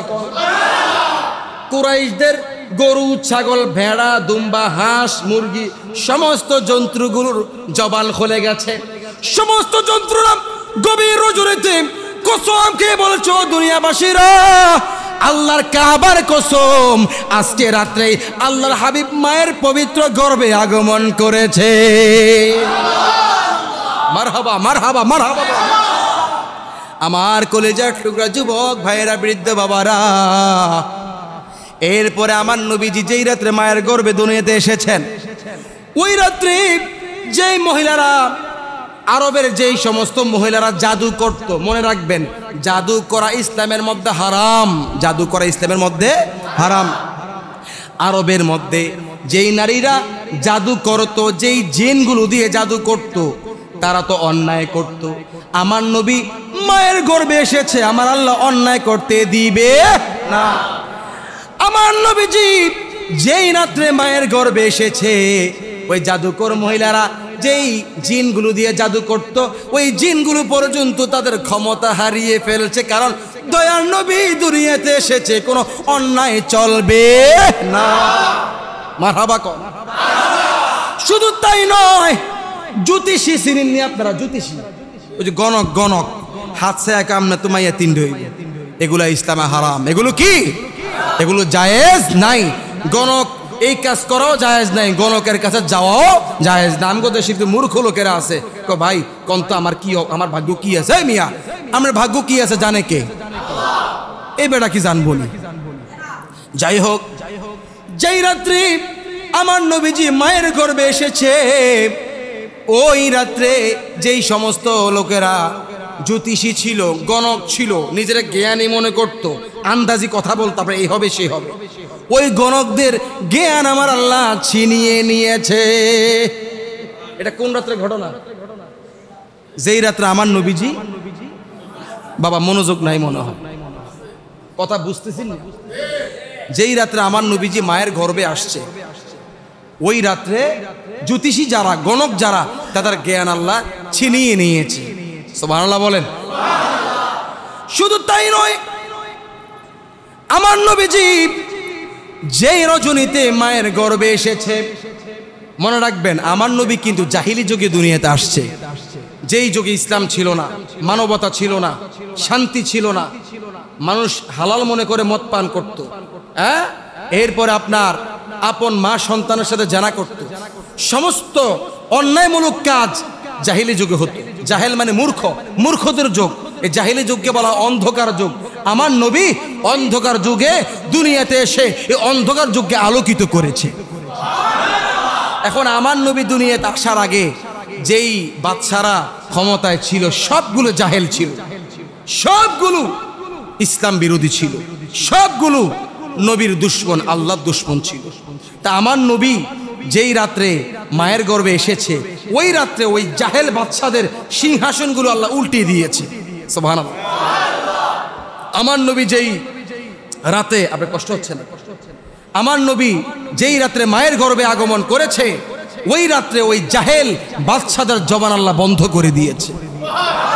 আমার নবীজি যেই রাত্রে মায়ের গর্ভে আগমন করেছে, ওই রাত্রে ওই জাহেল বাদশাদের আল্লাহ জবান বন্ধ করে দিয়েছে। আল্লাহ এদেরকে একবারে দুর্বল করে দিয়েছে। শুধু তাই নয়, আমার নবীজি যেই রাত্রে মায়ের গর্ভে, এখনো দুনিয়াতে আসে নাই, আমার নবীজি যেই রাত্রে মায়ের গর্ভে এসেছে, ওই রাত্রে ভূমণ্ডল নভমণ্ডলে গায়বী আওয়াজ চলে এসেছে, ও দুনিয়াবাসীরা তোমরা খুশি হয়ে যাও, রাহমাতাল লিল আলামিন মায়ের গর্ভে আগমন করেছে। প্রিয় মুসলমান ভাইরা, আমার নবীজি 9 মাস পর্যন্ত মায়ের গর্ভে ছিল। কয় মাস? বাজান জবান বন্ধ রাখলে কিন্তু ভাল লাগবে না। জবানটা খুলে বলেন তো মারহাবা। এবার মোহাব্বতে বলেন সুবহানাল্লাহ। এবার বলুন আলহামদুলিল্লাহ। এবার বলুন আল্লাহু আকবার। এবার মোহাব্বতে বলেন ইয়া রাসূলুল্লাহ। দেখেন আমার নবী মায়ের গর্ভে আসছে, আর সারা পৃথিবীর সবাই জেনে গেছে। মারহাবা কোন? এরপরে আসেন, আমার নবীজি মায়ের গর্ভে 9 মাস ছিল। কয় মাস? 9 মাস ছিল। আমার নবীজির মা আমেনা বলছে, ও দুনিয়াবাসীরা, আমার সন্তান 9 মাস পর্যন্ত আমার গর্ভে ছিল। একদিনের জন্য আমার পেট ব্যথা হয় নাই, একদিনের জন্য আমার বমি হয় নাই। আল্লাহ পাক এই 9 মাস আমাকে প্রতিদিন নতুন নতুন নেয়ামত দান করেছে। বাজান আমার নবী 9 মাস মায়ের গর্ভে ছিল। 9 মাস মায়ের গর্ভে থাকার পরে আমার নবীজি 570 খ্রিস্টাব্দে রবিউল আউয়াল মাসের 12 তারিখ সোমবার সুবে সাদেকের সময় পৃথিবীর জমিনে আগমন করেছে। একটু আগে বলেছি, আমার নবীর আগমনে সারা কুল কায়নাত খুশি ছিল। বর্তমানেও আমরা খুশি, জোরে কোন মারহাবা। আমার নবীজি দুনিয়ার জমিনে আগমন করেছে। বাজান মনোযোগ দেন, শিশু সন্তান মায়ের গর্ভ থেকে দুনিয়াতে আসলে কি বলে? ওয়া ওয়া, ঠিক না? ওয়া ওয়া করে কাঁদে। কিন্তু আল্লাহর কি কুদরত, আল্লাহর হাবিব দুনিয়াতে এসে ওয়া ওয়া করে কাঁদে নাই। আমার নবী দুনিয়াতে সেই তাওহীদ এবং রিসালাতের সাক্ষ্য দিয়েছে। মারহাবা। এই বাবা, এখানে আরেকটা কথা, আমাদের দেশের মধ্যে অনেকে বলে আমার নবী নাকি 40 বছর বয়সে নবুয়ত প্রাপ্ত হয়েছে। এটা সম্পূর্ণ মিথ্যা কথা, সম্পূর্ণ মিথ্যা কথা, কোরআন বিরোধী কথা, হাদিস বিরোধী কথা, আলেমদের দলিল বিরোধী কথা। কথা বলুন ঠিক কিনা? জাহেল ছাড়া এই কথা কেউ বলতে পারে না। বরং শুনেন, এখানে কথাগুলো চলে আসবে। আমার নবীজি সব কথা, আমার নবী কখন থেকে নবী হয়েছে এখানে চলে আসবে। মনোযোগ আছে তো আপনাদের?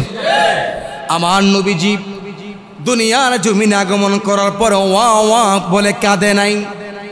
আমার নবীজি দুনিয়ার জমিনে আগমন করেই মায়ের পেট থেকে দুনিয়াতে সেই আমার নবীজি তাওহীদ এবং রিসালাতের সাক্ষ্য দিয়েছে। মারহাবা কোন? নবী আমার দুনিয়াতে আগমন করে বলতে লাগলেন, হ্যাঁ আমার নবীজি দুনিয়ার জমিনে আগমন করার পরে যারা পাশে ছিল তারা দেখতে পেলেন আমার নবীজির দুটো ঠোঁট মোবারক নাড়াচাড়া করছে। মারহাবা। কি রে, এই শিশু বাচ্চা কেন ঠোঁট নাড়াচাড়া করে?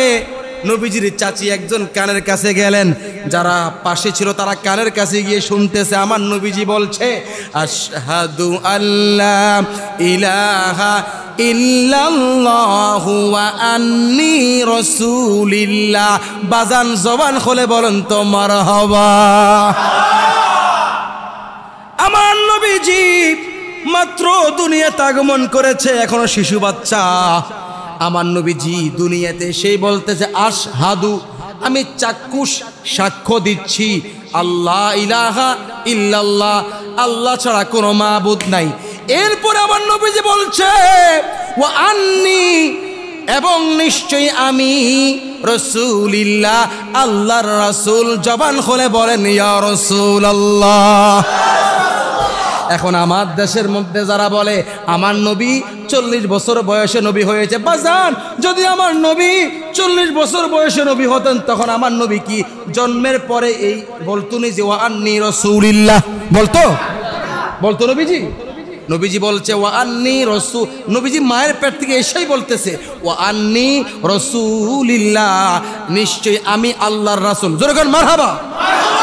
তাহলে বোঝা গেল আমার নবীজি মায়ের গর্ভ থেকে আসার আগে আমার নবীজি নবী হিসাবেই ছিলেন।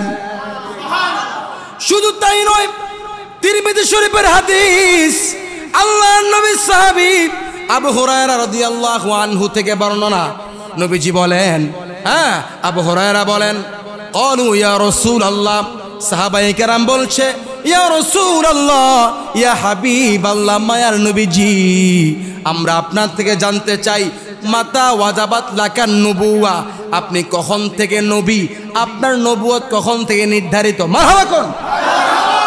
সাহাবায়ে কেরাম বলছে ইয়া রাসূলুল্লাহ, ইয়া হাবিবাল্লাহ, মায়ার নবীজি আমরা আপনার থেকে জানতে চাই আল্লাহ আপনাকে কখন নবুয়ত দান করেছে।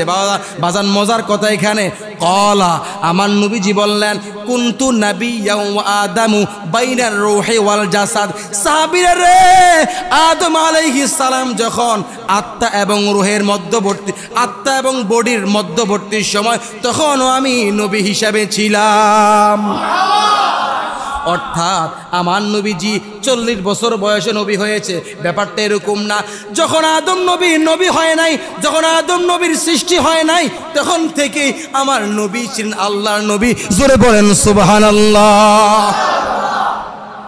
আমার প্রিয় ভাইয়েরা, আমার নবীজি যখন মায়ের গর্ভে, বাজান রে, যেই সন্তান, যেই মহিলাটা গর্ভবতী, সন্তান গর্ভে থাকতে যদি বাবাটা মারা যায়, সমাজের সবাই বলে আরে সন্তানটা দুনিয়াতে আসবে এতিম হয়ে। নবী আমার যখন মায়ের গর্ভে, আমার নবীজি বাবা আব্দুল্লাহ উনি শাম দেশে ব্যবসা করতে গেছেন। কোন দেশে? শাম দেশে ব্যবসা করতে গেলেন। খাজা আব্দুল্লাহ শাম দেশ দেখি ব্যবসা করে আসার পরে তিনি আল্লাহর ডাকে সাড়া দিয়ে মৃত্যুবরণ করেছে। ইন্না লিল্লাহি ওয়া ইন্না ইলাইহি রাজিউন। আমার নবীজি তখনও মায়ের গর্ভে, আমার নবীজির বাবা খাজা আব্দুল্লাহ দুনিয়া থেকে বিদায় নিয়ে গেছে। সাহাবায়ে কেরাম বলছে ইয়া রাসূলুল্লাহ, আপনার হাবিব দুনিয়াতে আসবে কয়েক মাস পরে, এখনো মায়ের গর্ভে আছে, ওনার বাবাটা আপনি নিয়ে আসলেন কবরে, আপনার হাবিব বুঝি বাবা হারিয়ে এতিম হয়ে দুনিয়াতে আসবে। আল্লাহ বলছে ফেরেশতারা, এটা আমার হাবিব, তার বাবাকে আমি নিয়ে এসেছি। ও ইয়া মালাইকা, ও আমার ফেরেশতারা, তোমরা সাক্ষী থাকো আমার বন্ধুর জন্য আমি রব যথেষ্ট। কোন সাধনে পাইব তোমায় গো নবীজি, কোন সাধনে পাইব তোমায়, বলেন না বাবা, কোন সাধনে পাইব তোমায় গো নবীজি, কোন সাধনে পাইব তোমায়। নবী মাতৃ গর্ভে আসিয়া পিতাহারা হইয়া এতিমের রূপে আসিলেন ধরা আয় গো নবীজি, কোন সাধনে পাইব তোমায়, কোন সাধনে পাইব তোমায় গো নবীজি, কোন সাধনে পাইব। নবী পবিত্র ওই মুখে দুধ খাইলেন যার বুকে, ধন্য হল বিবি হালিমা আয় গো নবীজি, কোন সাধনে পাইব তোমায়, কোন সাধনে পাইব তো, কোন সাধনে পাই। নবীর সকল মুজিজা দেখা বিবি খাদিজা জীবন যাপন সইপা দিলেন পা আয় গো নবীজি কোন সাধনে পাইব তোমায় কোন সাধনে পাইব তোমায় আয় গো নবীজি কোন সাধনে পাইব তোমায়। আরে আমার নবী কেমন রহমত, আমার নবী কেমন দয়াল নবী। মক্কার কাফেররা আমার নবীকে কত কষ্ট দিয়েছে বাজান। আমাদেরকে কেউ একটা ঘুষি দিলে আমরা দুইটা ঘুষি দেওয়ার চিন্তা করি, কিন্তু মক্কার কাফেররা আমার নবীকে কত কষ্ট দিয়েছে। যেই নবী না হলে আল্লাহ কুল কায়নাত সৃষ্টি করতেন না, ওই নবীকে মক্কার কাফেররা না বুঝে পাগল বলেছে রে। ওই নবীকে মক্কার কাফেররা চিনতে না পেরে তারা আমার নবীকে কত কষ্ট দিয়েছে। একদিন জিবরাইল আলাইহিস সালাম এসে বলে, ইয়া রাসূলুল্লাহ, নবী গো আপনাকে মক্কার কাফেররা কত কষ্ট দেয়। নবী গো আপনাকে মক্কার কাফেররা এত কষ্ট দেয় আমার আল্লাহ সহ্য করতে পারে না। নবী গো আপনি কি তাদেরকে বরদোয়া করতে পারেন না?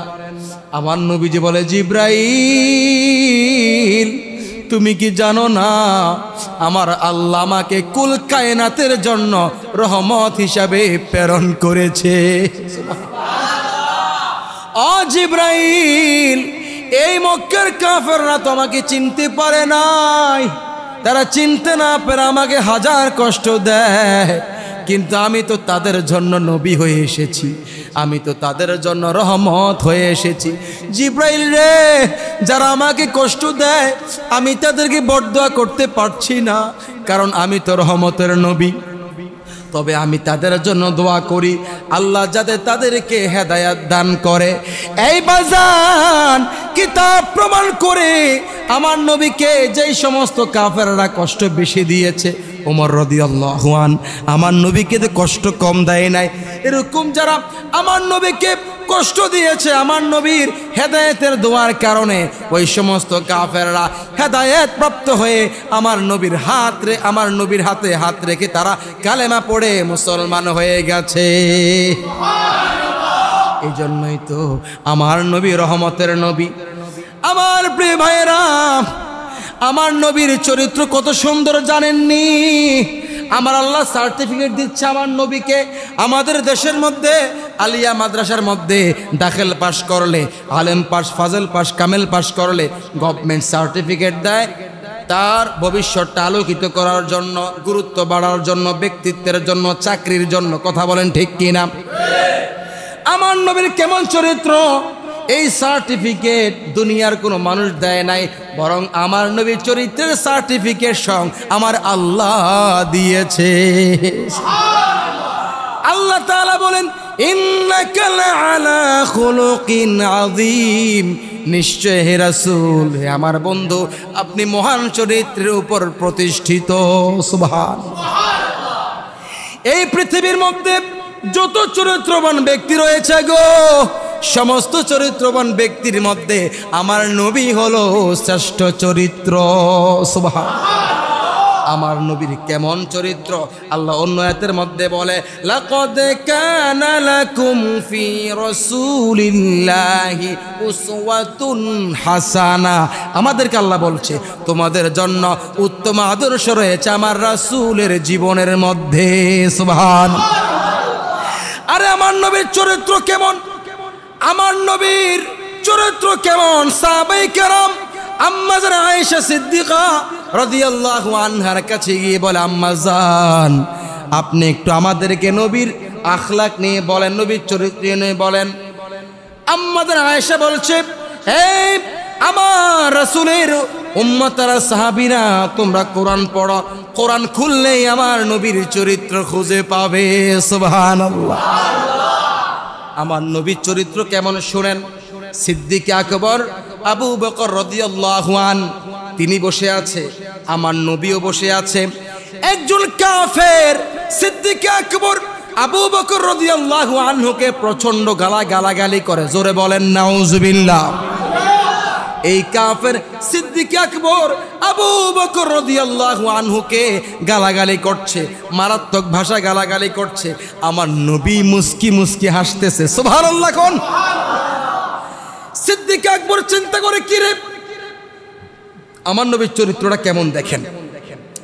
সিদ্দিক আকবর চিন্তা করে, কি রে, আমাকে কাফের গালাগালি করছে, আমার নবী কোনো প্রতিবাদ না করে নবী মুস্কি মুস্কি হাসছে কেন? এবার সিদ্দিক আকবর গালি দিচ্ছ আমাকে। যেই মাত্র সিদ্দিক আকবর সামান্য প্রতিবাদ করেছে, আমার নবী মনটা খারাপ করে ওই জায়গা থেকে উঠে গেলেন। দেখেন আমার নবীর চরিত্রটা। এ বাবা, এই একটু মনোযোগ দেন, আমার নবীর চরিত্রটা কেমন। সিদ্দিক আকবর যখন হালকা একটু প্রতিবাদ করল, আমার নবী এখান থেকে উঠে গেল। সিদ্দিক আকবর চিন্তা করলো, কি রে, এতক্ষণ পর্যন্ত আমাকে এই ব্যক্তি এত গালাগালি করলো, আমার নবী কোনো প্রতিবাদ করে নাই। এখন আমি যখন সামান্য প্রতিবাদ করেছি, আমার নবী কেন চলে গেল? এবার সিদ্দিক আকবর চিন্তা করে, আমার কি কোনো বেয়াদবি হয়ে গেল কিনা। নবীজির কাছে গিয়ে বলে, ইয়া রাসূলুল্লাহ, ইয়া হাবিবাল্লাহ, মায়ার নবীজি, আমাকে এতক্ষণ পর্যন্ত এই কাফের গালাগালি করেছে, আপনি কোনো প্রতিবাদ করেন নাই। যেই মাত্র আমি আবু বকর সামান্য প্রতিবাদ করেছি, আপনি সাথে সাথে উঠে গেলেন গো নবী, তার কারণ কি? আমার নবীজি বলে, সিদ্দিক আকবর, তুমি কি জানো না গো, মুমিনদের সাথে আমার আল্লাহর ফেরেশতারা সর্বক্ষণ থাকে। সুবহানাল্লাহ। এই সিদ্দিক আকবর, যতক্ষণ পর্যন্ত তোমাকে এই কাফের গালাগালি করেছে, ততক্ষণ পর্যন্ত তোমার পক্ষ থেকে আল্লাহর ফেরেশতারা ওই কাফেরকে প্রতিটি গালির প্রতিবাদ করেছে। আর যেই মাত্র তুমি সিদ্দিক আকবর আবু বকর নিজে প্রতিবাদ করতে গেলা, তখন এখান থেকে রহমতের ফেরেশতা দূর হয়ে এখানে গজবের ফেরেশতা নাজিল হয়ে গেছে। তুমি কি পছন্দ করো এখানে গজবের ফেরেশতা থাকে? কয় না ইয়া রাসূলুল্লাহ, আমি তো বুঝতে পারি নাই। এই হাদিস দ্বারা প্রমাণ হয়ে গেল, ইসলাম এটাই শিক্ষা দেয়, তোমাকে গালাগালি করবে, তুমি গালাগালি করিও না, তোমার সমালোচনা করবে, তুমি সমালোচনা করো না। এই শিক্ষা কে দিয়েছে? আমার নবী দিয়েছে। আল্লাহু আকবার বলেন। আমার প্রিয় ভাইয়েরা, আমার নবীর কেমন চরিত্র! আরে মক্কার কাফেররা আমার নবীকে কত কষ্ট দিয়েছে, এগুলো বলতে গেলে তো অনেক লম্বা সময়ের দরকার রে বাজান। আমার নবীজি এত কষ্ট করেও এত কষ্ট পেয়েছে উম্মতের পক্ষ থেকে, তারপরেও আমার নবী সারা জীবন উম্মতের জন্য কেঁদেছে। সুবহানাল্লাহ। আমার নবীজি সারা জীবন উম্মতের জন্য কেঁদেছে। আমার নবী এখন রওজা মুবারকের মধ্যে কাঁদে। আমার আল্লাহ বলেছে, হাবিব, আমি আপনাকে চাই আমার আরশে আজিমে নিয়ে আসার জন্য। কিন্তু আমার নবী বলছে, আল্লাহ না না, আমি আরশে আজিমে যাব না, আমি তো রহমতের নবী, আমি তো দরদি নবী, আমি থাকবো আরশে আজিমের মধ্যে, আমার উম্মত থাকবে জমিনের মধ্যে, আমি নবী সহ্য করতে পারবো না। এই জন্য আমার নবীজি আরশে আজিমে না গিয়ে উম্মতের মায়া জমিনের মধ্যে শুয়ে আছে। সুবহানাল্লাহ। আমার নবীজি সারা জীবন উম্মতের জন্য কেঁদেছে। এখন রওজা পাকের মধ্যে বাজান শেষ করে দিচ্ছি, আরেকটা হাদিস শরীফ বলে, আমার নবীজি সারা জীবন উম্মতের জন্য কেঁদেছে দুনিয়া জিন্দেগির মধ্যে। এরপর আমার নবীজি এখন রওজা মুবারকের মধ্যে উম্মতের জন্য কাঁদে। ওই কঠিন কিয়ামতের মধ্যে আমার নবীজি উম্মতের জন্য কাঁদবে। জোরে বলেন সুবহানাল্লাহ। আমার প্রিয় ভাইয়েরা, ওই কঠিন কিয়ামতের মাঠে একটু মনোযোগ দেন, মনোযোগ আছে আপনাদের? এই ওই কঠিন কিয়ামতের মাঠে আমরা সবাই আল্লাহর দরবারে হাজির হব কিয়ামতের মাঠে। কথা বলুন ঠিক কিনা? আমার নবীজি বলছে, দুনিয়ার মধ্যে কে কি করে সব কিছু কিয়ামতে বিচার হবে। কথা বলুন ঠিক কিনা? ফামান ইয়ামাল মিসকালা যাররাতিন খায়রান ইয়ারা ওয়া মান ইয়ামাল মিসকালা যাররাতিন শাররান ইয়ারা। আল্লাহু আকবার বলে। অর্থাৎ আল্লাহ বলছে তোমরা দুনিয়ার মধ্যে কতটুকু নেক আমল করেছো, কতটুকু বদ আমল করেছো, সব কিছু তোমাদেরকে কিয়ামতের মাঠে দেখানো হবে। কিয়ামতের মাঠে চোরকে বলবে তুমি কি চুরি করেছো? চোর বলবে না না আমি চুরি করি নাই। ডাকাতকে বলবে ডাকাত তুমি কি ডাকাতি করেছো? বলবে না না আমি তো ডাকাতি করি নাই। মেম্বারকে বলবে তুমি কি সরকারি চাউল অন্যায় এভাবে খেয়েছো? বলবে না না আমি খাই নাই। মেম্বার, চেয়ারম্যান, এমপি, মন্ত্রী সবাইকে বলবে তোমরা কি জনগণের সম্পদ নষ্ট করেছো? সবাই বলবে না না আমরা নষ্ট করি নাই। যখন সবাই অস্বীকার যাবে তখন আল্লাহ রাব্বুল আলামিন ফেরেশতাদেরকে বলবে ও ফেরেশতারা তোমরা প্রমাণগুলো নিয়ে আসো। বাজান আমাদের দুই কাজের মধ্যে ফেরেশতা আছে না নাই? ফেরেশতারা লিখতেছে কিনা? একজন ফেরেশতা ভালো জিনিস লেখে, আর একজন ফেরেশতা মন্দ জিনিসগুলো লেখে। আবার আরেকজন ফেরেশতা আমরা কোথায় যাই কি করি সব কিছু ভিডিও কলে জ্বলে বলেন মারহাবা। ফাঁকি দেওয়ার কোনো সুযোগ নাই। আল্লাহ বলবে তুমি কি চুরি করো নাই? না আল্লাহ আমি তো চুরি করি না, কারণ আমার ভাইয়ের চরিত্র ফুলের মতো পবিত্র, বলি কিনা? ভাই কিন্তু চুরি করে, ঠিক কিনা? সুদ খাইতে খাইতে, বিড়ি খাইতে খাইতে, গাঁজা খাইতে খাইতে ভাইয়ের অবস্থা কি খারাপ। আয় হায়, হ্যাঁ ডান হাতে নাই হাদিয়া, বাম হাতে নাই ঘুষ, কথা বলেন ঠিক কিনা? কিন্তু নির্বাচন আসলে 500 টাকা ভাইয়া কয় আমার ভাইয়ের চরিত্র ফুলের মতো চরিত্র, ঠিক কিনা বলেন? এমনও দেখছি বাবা নির্বাচনে দাঁড়াইছে, কে বাবা, ফোলা কয় আমার ভাই তোমার ভাই নাসির ভাই, নাসির ভাই, বাপের বাইরে কিলেছে, আছে না নাই? মানে মিছিলে গেল তার উঠলে কত কথা কয়, আমার ভাইয়ের চরিত্র ফুলের মতো পবিত্র। ভাইয়ের ঠোঁটের দিকে তাকালে বোঝা যায় ভাইয়ের চরিত্র কেমন, ঠিক কিনা বলে? চোখের দিকে তাকালে বোঝা যায় ভাই যে কিছু একটা রুয়াবজা শরবত খায়, ভাই যে কত কিছু খায়, এটা চেহারার দিকে তাকাইলে বোঝা যায়, কথা কোন ঠিক কিনা? বাজান ওই কঠিন কিয়ামতের মাঠে আল্লাহ বলবে তুমি কি চুরি করেছো? বলবে না আল্লাহ আমি তো চুরি করি নাই। তুমি কি ডাকাতি করেছো? বলবে না আমি ডাকাতি করি নাই। তুমি কি জনগণের সম্পদ নষ্ট করেছো? বলবে না আল্লাহ আমি তো জনগণের সম্পদ নষ্ট করি নাই। ওই যে আয়াত পড়েছি ফামাইয়া আমাল মিসকালা যাররাতিন খায়রান ইয়ারা ওয়া মাইয়া আমাল মিসকালা যাররাতিন শাররান ইয়ারা। আল্লাহ তাআলা ওই কঠিন কিয়ামতের মাঠে সমস্ত লোকদেরকে তাদের কৃত কর্মগুলো দেখাবে, কে চুরি করেছে, কে ডাকাতি করেছে, কে প্রতারণা করেছে, কে মুনাফিকি করেছে, কে কি করেছে, সব আল্লাহ কিয়ামতের মাঠে দেখাবে। তখন আর বাঁচার কোনো সুযোগ নাই। প্রিয় মুসলমান ভাইয়েরা, আমার নবীজি উম্মতের কেমন দরদি শুনেন। আমি এই কথাটা বলার জন্য কথাগুলো বলতেছি। বাজান ওই কঠিন কিয়ামতের মাঠে আমরা সবাই নাফসি নাফসি করব। আরে ওইখানে আমি মুবারক নাফসি নাফসি করব, আপনারাও নাফসি নাফসি করবেন। আমরা নাফসি নাফসি করতে করতে, বুখারী শরীফের হাদিস, মুসলিম মুত্তাফাকুন আলাইহি, বুখারী মুসলিমের হাদিস, আমরা নাফসি নাফসি করতে করতে, কারণ তখন তো আমরা চিন্তা করব ঠিক মতো নামাজ পড়ি নাই, ঠিক মতো রোজা রাখি নাই, হজ করি নাই, যাকাত দেই নাই, মিথ্যা কথা বলেছি, পর সমালোচনা করেছি, সব ওদিন আমাদের মনে পড়বে, ঠিক কিনা? এখন তো মনে পড়ে না, ঠিক না?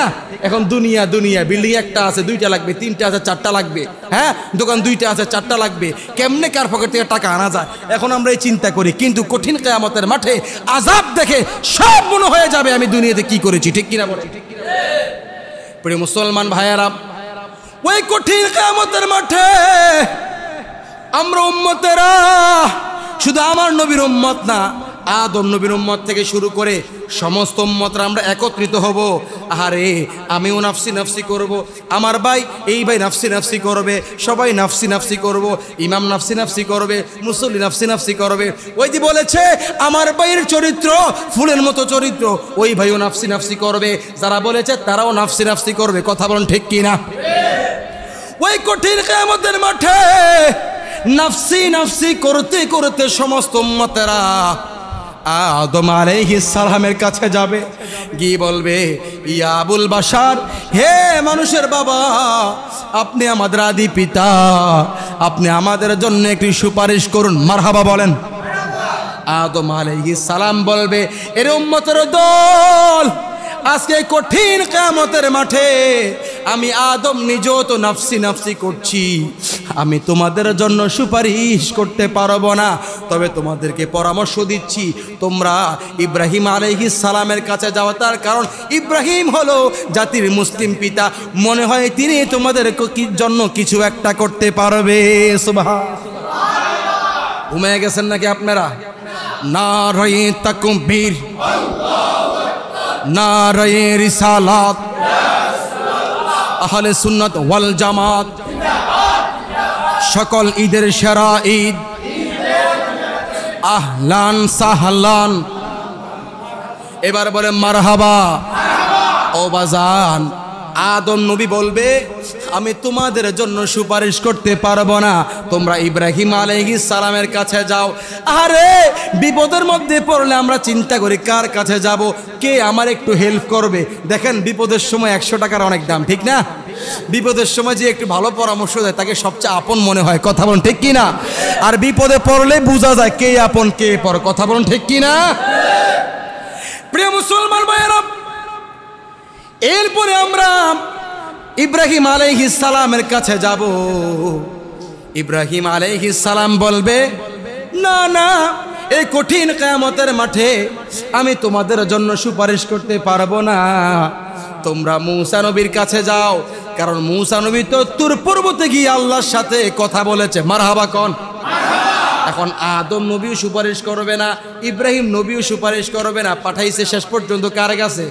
মূসা নবীর কাছে।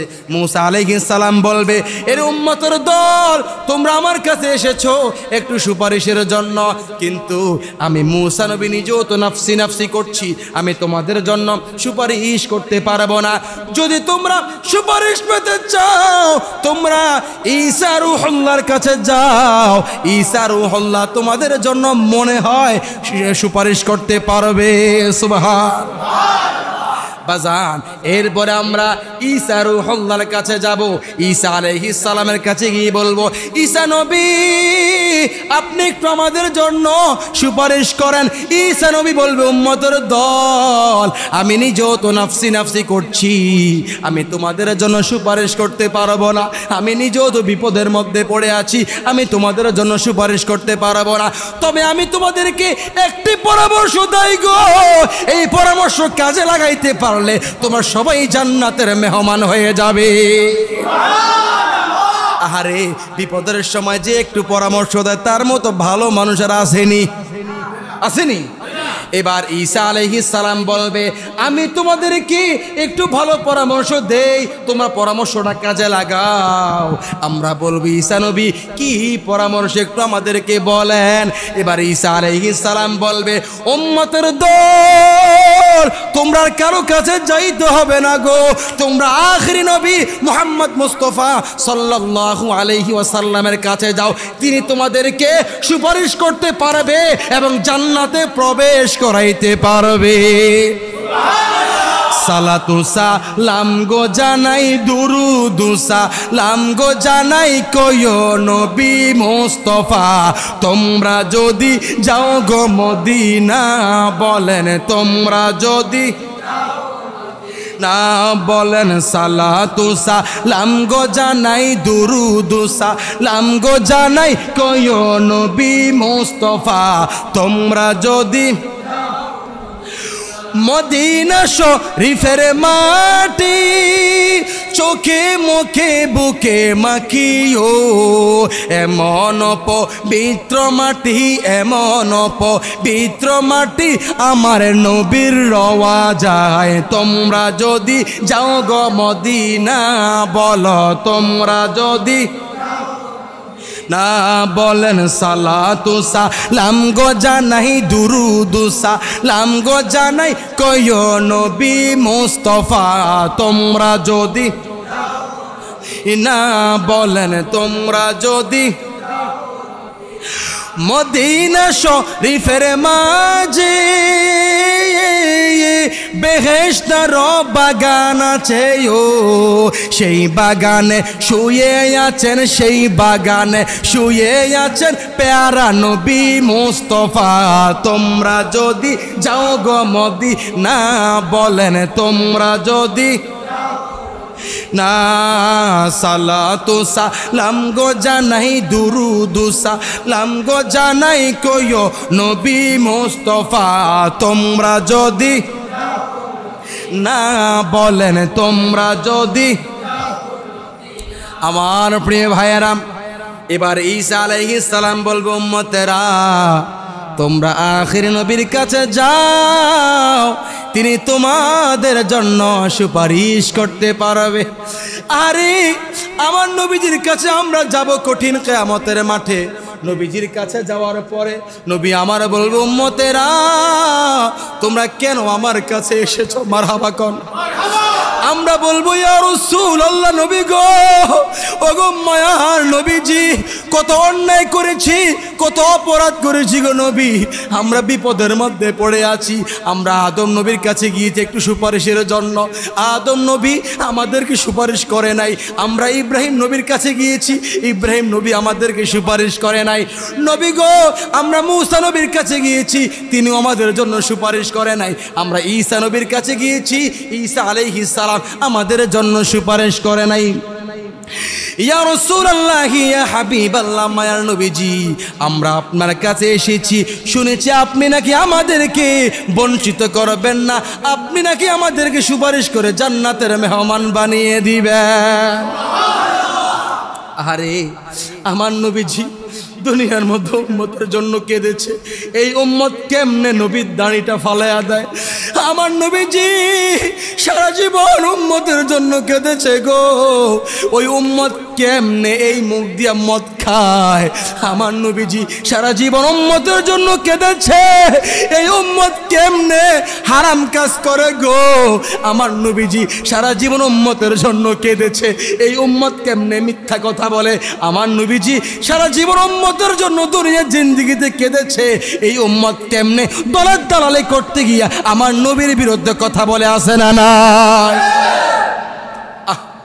নবী আমার উম্মতের জন্য কাঁদে ওই যে মা কাঁদে সন্তানের জন্য সন্তান কাঁদে বউর জন্য ঠিক কিনা মা কাঁদে সন্তানের জন্য সন্তান কাঁদে কার জন্য বউর জন্য মা কান্দা কান্দা কয় আরে এই ফোলারও জন্ম দিলাম এই ফোলার পেটে নিলাম এই ফোলা আমারে বলে গিয়ে বউর পাগল হয়ে গেছে মার মনে কষ্ট হয় না তদ্রূপ ভাবে আমার নবীজি সারা জীবন উম্মতের জন্য কেঁদেছে এখন আমার নবী যখন দেখে আমি যে উম্মতের জন্য সারা জীবন কেঁদেছি রে এই উম্মত এখন আমার দাড়ির মধ্যে আঘাত লাগায় আমি যে উম্মতের জন্য কেঁদেছি এই উম্মত এখন সিগারেটটা টানে আমার নবী কষ্ট পায় কি না আমার প্রিয় ভাইরা লম্বা হয়ে যাচ্ছে সংক্ষেপ করে ফেলতেছি জোরে করুন তো মারহাবা আরো মুহাব্বতের আওয়াজ দিয়ে বলেন ইয়া রাসূলুল্লাহ এবার আমরা যখন নবীর কাছে যাব আহারে উম্মতের দরদি নবী সেজদার মধ্যে পড়ে যাবে নবী আমার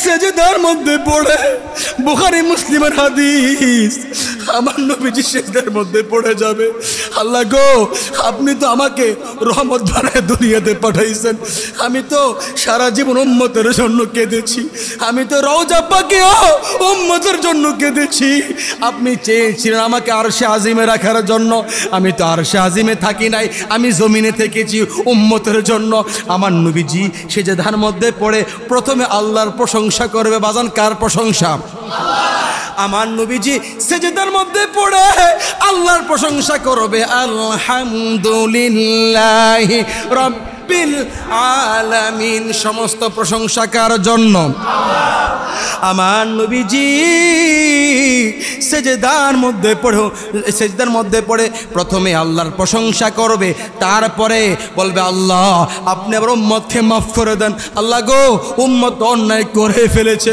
অপরাধ করে ফেলেছে আল্লাহ গো আপনি না বলেছেন কঠিন কিয়ামতের মাঠে উম্মতের ব্যাপারে আমাকে লজ্জা দিবেন না আমার দোয়া আপনি কবুল করবেন এখন ওয়াদা পালনের সময় এসেছে আপনি আমার উম্মতকে মাফ করে দেন মারহাবা আমার নবীজি যখন সেজদার মধ্যে পড়ে উম্মতের জন্য কাঁদবে, রব্বি হাবলি উম্মতি, রব্বি হাবলি উম্মতি, রব্বি হাবলি উম্মতি। নবী আমার যখন সেজদার মধ্যে পড়ে কাঁদবে, আহারে আমার নবীকে বলা হয় হাবিবুল্লাহ। হাবিবুল্লাহ মানে আল্লাহর বন্ধু। বন্ধু কাঁদলে বন্ধু সহ্য হয় না। আমার নবী যখন সেজদার মধ্যে পড়ে কাঁদবে, আমার আল্লাহ ডাক দিয়ে কইবো, হাবিব আপনি সারা জীবন দুনিয়ার জিন্দেগিতে উম্মতের জন্য কেঁদেছেন, আপনি রওজা পাকের মধ্যেও উম্মতের জন্য কেঁদেছেন, এখন আপনি কাঁদবেন, আমি আল্লাহ সহ্য করতে পারি না। হাবিব গো, আমি বলে দিলাম পৃথিবীর মধ্যে আপনার যে উম্মতের অন্তরের মধ্যে বালুর কণা পরিমাণ ঈমান ছিল, আপনি তাকেও জান্নাতের মধ্যে প্রবেশ করায়া দেন।